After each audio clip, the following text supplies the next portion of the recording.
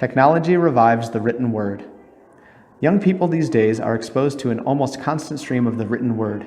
They communicate by text messages, which now outnumber phone calls, or in internet chat rooms, or by Facebook updates, 600,000 comments written every minute, or by tweets, 340 million written per day.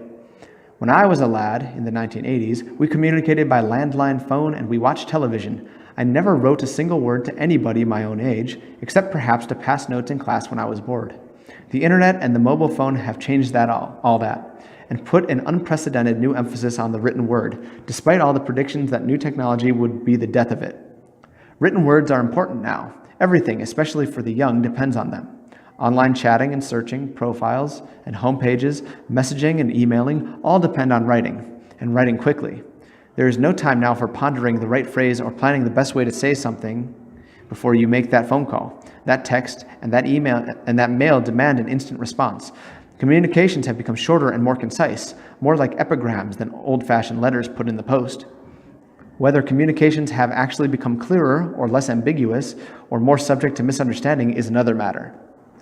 The essential difference between writing and speaking is that writing can be crossed out, whereas speech cannot. Communication is now a continuous work in progress, as long as it's done on screen and as long as you delete it before anyone reads it, which is just as well because instead of technology having made accuracy of spelling and grammar irrelevant, the move from the spoken to the written word has had the opposite effect.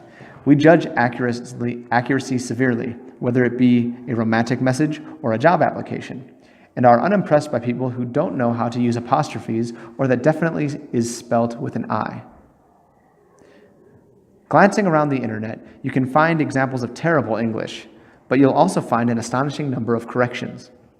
There has probably never been a time in history when writing was so universal and so important.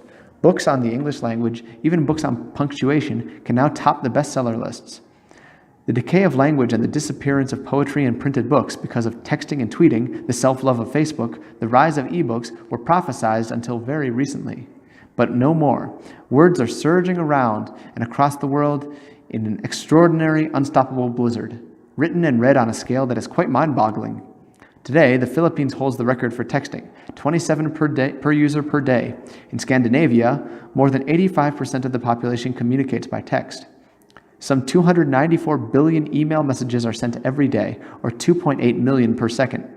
These are communications that until recently were made by telephone, letter, face-to-face, or, and this is highly significant in the communication debate, not at all.